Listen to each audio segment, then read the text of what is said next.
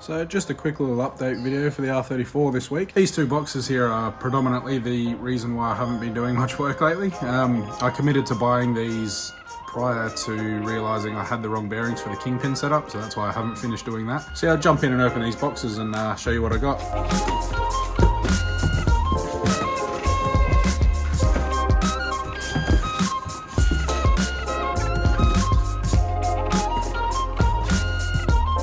All those that have been following along on Instagram would have seen I got a brand new pair of headlights for the thing.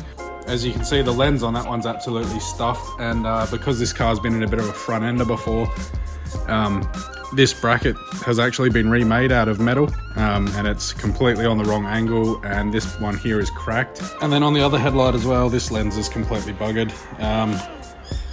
That mounting tab is completely gone. That was also remade out of sheet metal, and then it had fallen off. I think you can see here the housing's absolutely cracked all along there, and all behind here where these two mounting screws are for the quarter panel.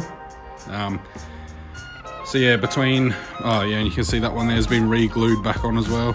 Oh, it's a bit hard to see it, but yeah, it's been re-glued and then the glue has cracked. So yeah, between the mounting tabs being completely stuffed and actually on this headlight here, one of these mounting points, I think it's this upper one on that headlight, it's actually missing.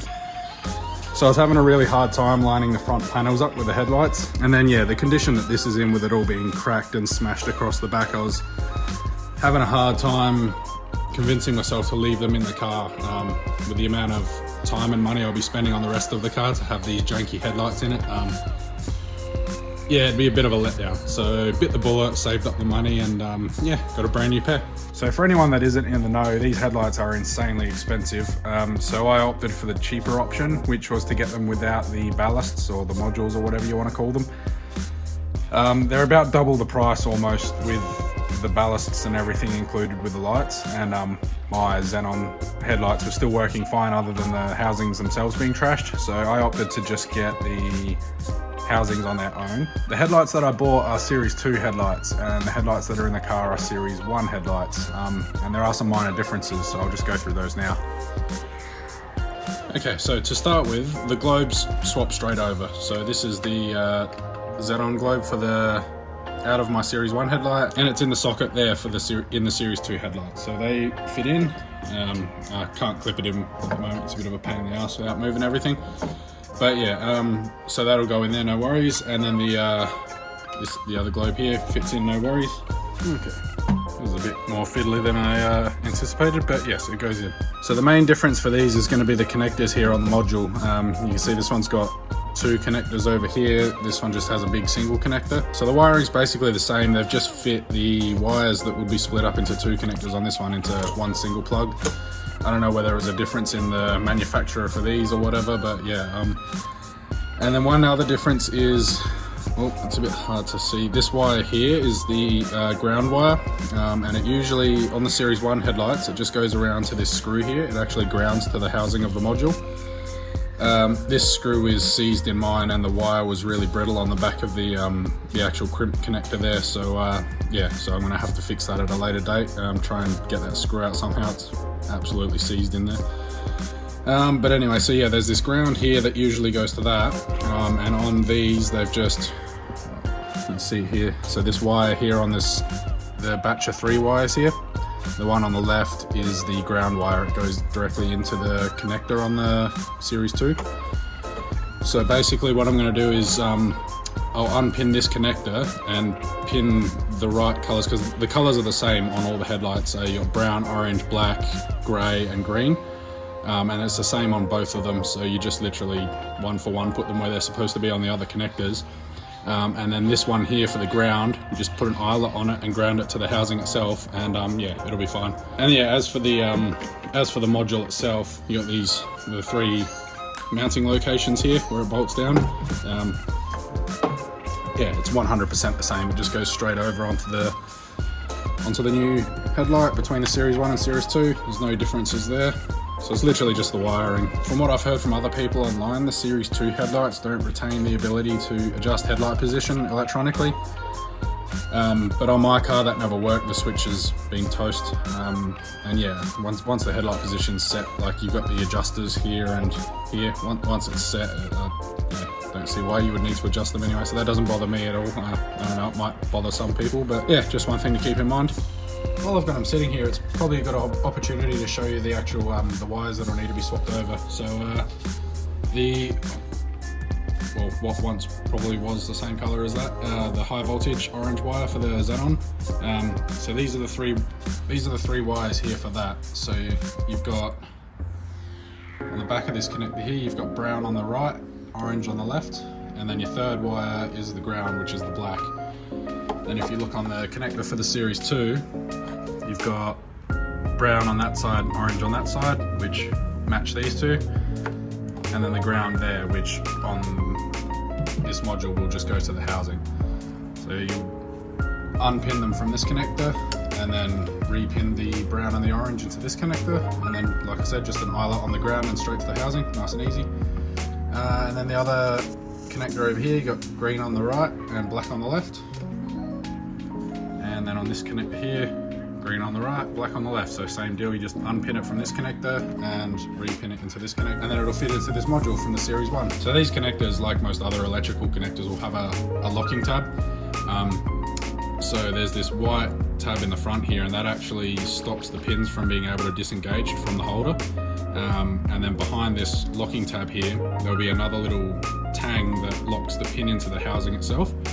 So the pin slides in, and then there's a little plastic tab that flicks up and locks it in. And then this white tab here actually stops those little plastic tabs from being able to be disengaged. So that with that in there, there's no way that the pin can come out the back. And then on this smaller connector, there's the same thing. It's just this little purple bit in the front here. So yeah, what you need to do is you'll pop your white or purple locking tabs out, and then you've got to look inside the connector for the little plastic tang. In some connectors it's super fiddly. This one here will probably be a little bit more fiddly than this one. I'll find out once I dive into it.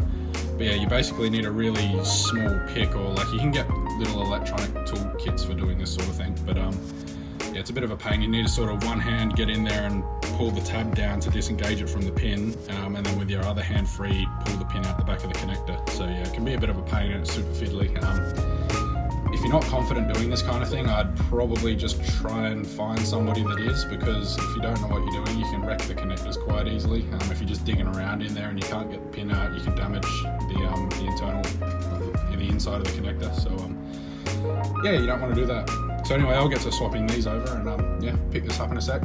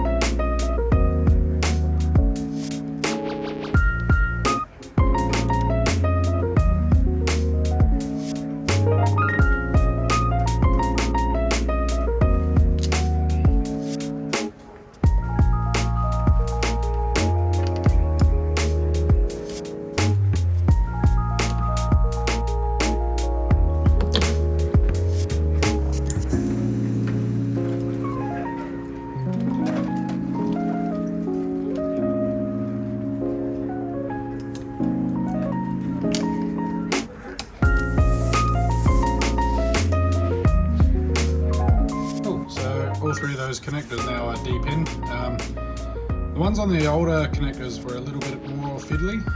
Yeah, these newer ones came out nice and easy. So anyway, I'll have to go back and look at the photos I took on my phone and then make sure I pin them in the correct way. Okay, so this guy here, facing that direction, the black pin for the black and the green. Black goes on the left. Which way is the locking tab on these?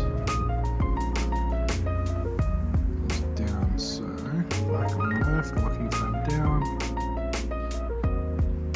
You should hear it click into position. I don't know if you picked that up, but yeah, you could hear the locking tab actually click in. The green one on the right.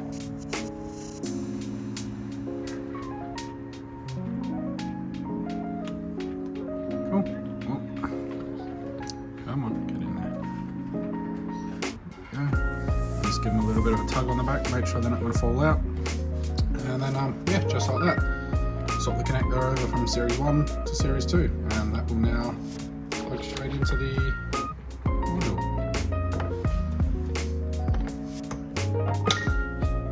Cool. So now it's just this last connector to go.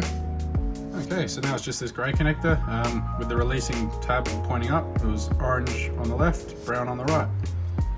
So now I'll just go over to our new guys here.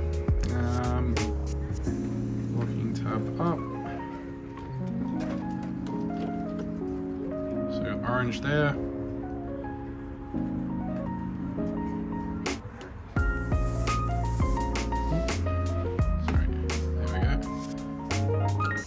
You can hear him clicking, a bit of dirt and stuff in there. The connector's a bit old, probably should have blown it out with some compressed air.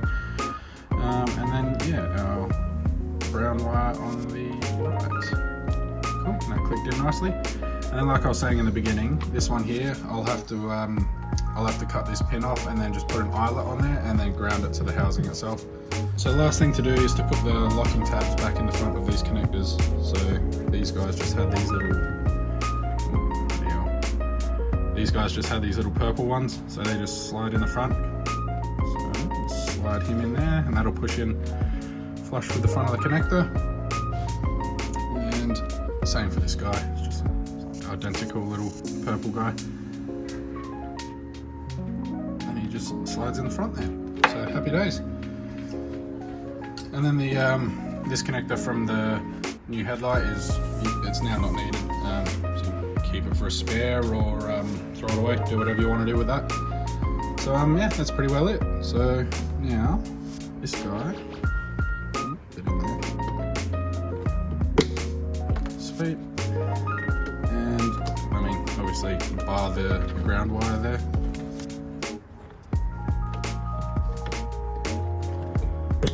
Cool, and he plugs in there. So like I said, it's just this ground wire that I need to hook up. But our nice new Series 2 headlight is now wired for a Series 1 module. Alright, well this is a little bit ghetto, but just for the purpose of demonstration, I don't actually have any heat shrink. I thought I had some in my toolbox, but yeah, it turns out I don't. So I can't finalise this wiring. So yeah, anyway, the bolt is actually meant to, well the ground itself is actually supposed to go over on this side, but the bolt was so seized in there that the head of it just snapped off the thread, so the thread's stuck in the other side. But anyway, there's a threaded portion up here which is exactly the same. So I managed to save the eyelet off the old wiring and got a new screw to put in there. But yeah, this length of wire here is not final. It's not going to be left like that. Once I've got some heat shrink, I'll do a proper job here. I'll solder it up, heat shrink it all together, and it's definitely not going to be that long because it doesn't need to be. Anyway, yeah, I'll chuck it in the car and yeah, I guess we'll see if it powers up and turns on. Alright, so I've got the headlight just sitting in there for the time being. It is literally just sitting there, it's not bolted in or anything because it all needs to come apart quite soon. So the Parker globe's not going to turn on because I don't actually have a globe in there, but the import ones to test here with the operation of the ballast or the module are the low beam and high beam. So yeah, I'll jump in the car now and I'll flick those on.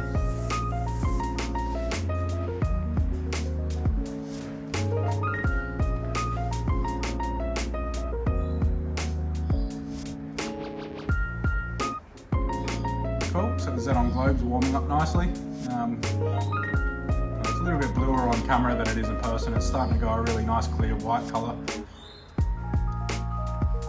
Cool, I'll flick the high beam on.